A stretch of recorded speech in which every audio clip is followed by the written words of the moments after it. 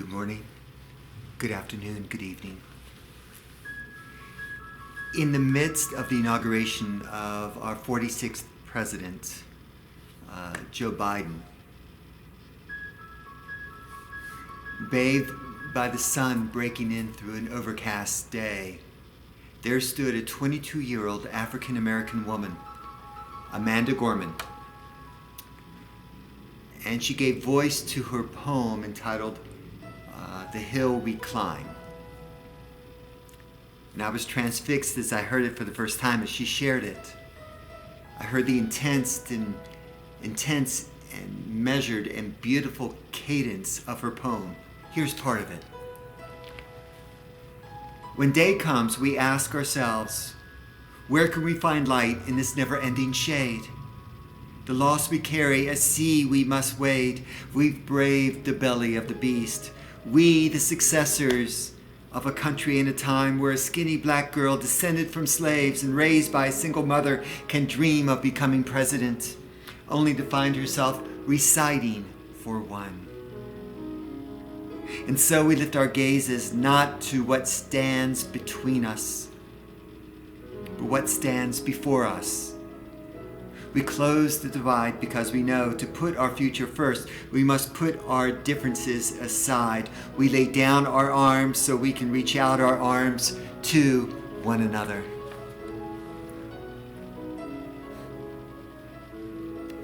The rhythm of the poem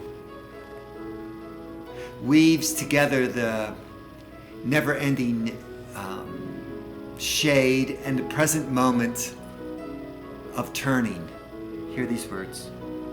But one thing is certain.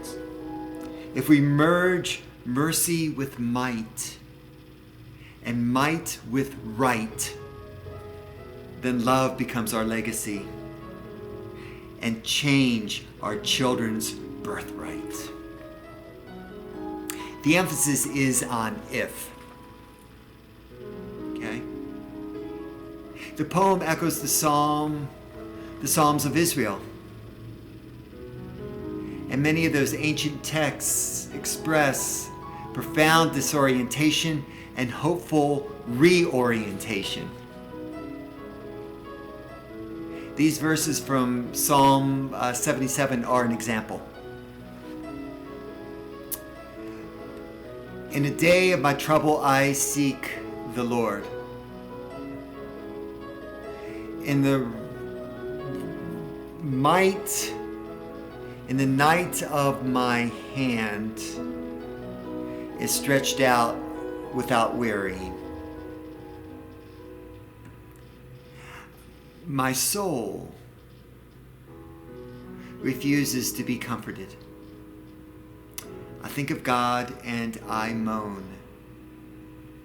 I meditate and my spirit faints. This suffering lament continues unabated until the psalmist begins to turn and says, I will call to the mind the deeds of the Lord. I will remember your wonder of old. I will meditate on all your work and muse on your mighty deeds. And as these memories break through, the psalmist's distress and despair, a new vision unfolds for the psalmist.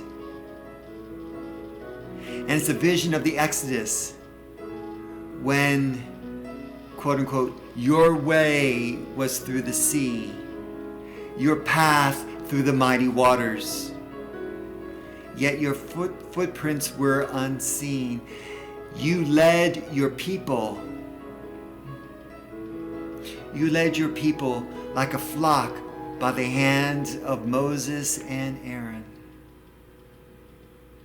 This psalm expresses unrelieved disorientation.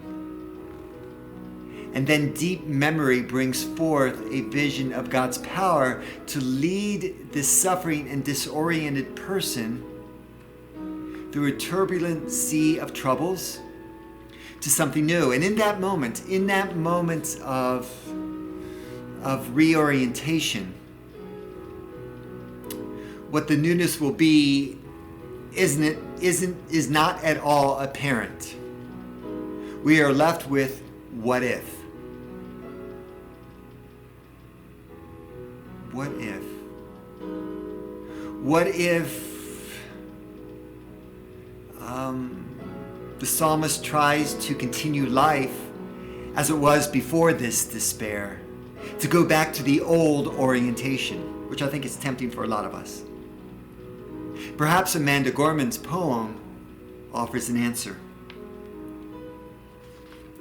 She writes, "We did not feel betrayed to be the heirs of such a terrifying hour, but within it we found the power to author a new chapter, to offer hope and laughter to ourselves. So while once we asked, how could we possibly prevail over catastrophe? Now we assert, how could catastrophe possibly prevail over us? We will not march back to what was, but move to what shall be. A country that is bruised but whole." We will not march back to what was. The old orientation. That old greatness that was great for some people, but not for all of us. And that's also where the psalm ends. The old orientation is done for. So once delivered from disorientation, what will we do? What will we do? I believe that in this country, in this day and time, the old orientation, let's face it, it's whiteness. And Amanda Gorman's poem challenges us to move out from under the spell of white supremacy that has dominated this country for 400 years. I know a lot of you don't want to hear this, but we've got to hear it. She says, we are striving to forge a union with purpose, to compose a country committed to all cultures, colors, characters, and conditions of man and woman. This beautiful poem is about so much more than challenging white supremacy. But that is the social and cultural reality within which the poet has crafted this remarkable verse. In this country, we have gone through a deep disorientation. A pandemic and 4 years in which the president openly promoted white supremacy to the point of inciting violence to overturn an election that he lost. The inaugural poem calls us towards reorientation. Will we engage, though, in that reorientation? Or will we try to go back to the old one? The old orientation clings to whiteness. It's comfortable for a lot of us. That social construct that locates white-skinned people at the top of the social order and all other skin colors in inferior positions. Whiteness is the mortar holding together the fortress of white supremacy. So writes Robert P. Jones in his White Too Long. This fortress of whiteness has been and continues to be vigilantly defended. Virtually nothing Robert P. Jones says, has proven too costly on the altar of its defense. That defense includes the Civil War,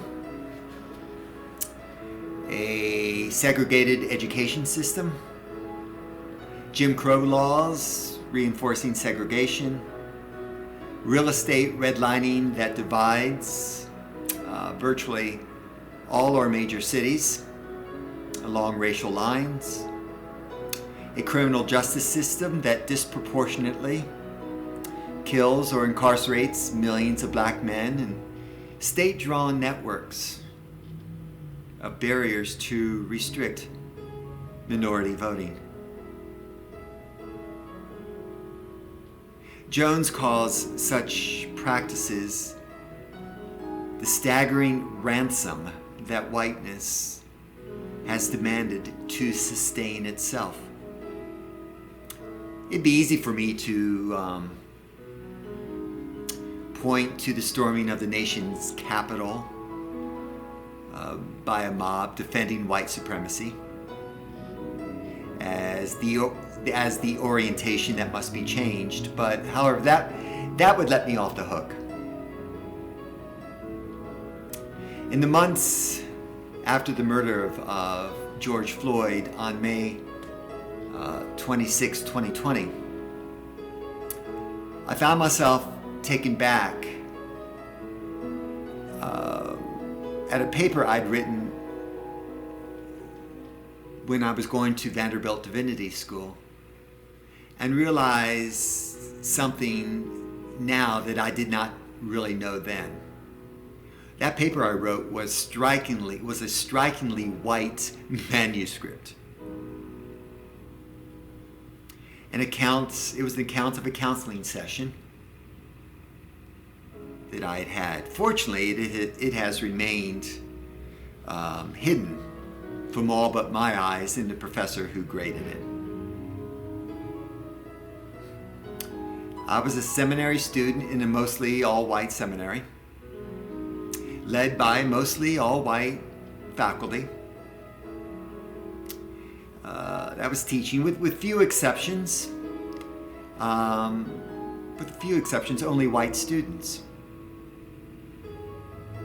My seminary classes were in many ways walled off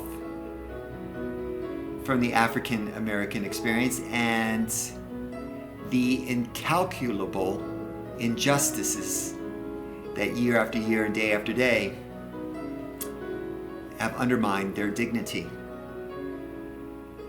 and has caused our African American brothers and sisters to live in fear of the power and menace of whiteness.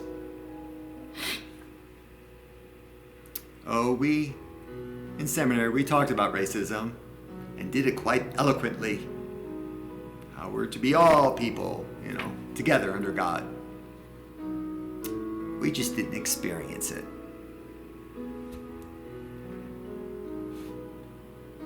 I discovered that you cannot dig into the meaning of whiteness without learning that racial relationships qualify everything that you do. And in my case, everything I study or write as well. Even though I was taught in a virtually all-white seminary, actually seminaries, plural, nonetheless, race was a part of all we did. It was, as I can see now, inescapable. All of us were agents of whiteness, and few, if any of us, knew it. Amanda Gorman has challenged me to continue facing up to my whiteness and to reorient myself against it. like the psalmist, I will need God's help to do so. Amanda Gorman ends her poem with these few verses.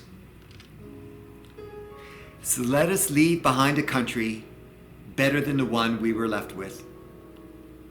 Every breath from my bronze-pounded chest, we will raise this wounded world into a wondrous one. Our people diverse and beautiful will emerge, battered and beautiful.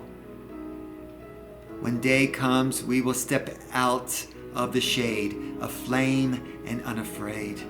The new dawn blooms as we free it, for there is always light. If only we are brave enough to see it. If only we're brave enough to be it.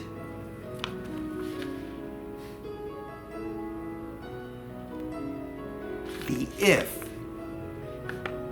with which she ends the poem is my if. And for those who are white like me, it is yours as well.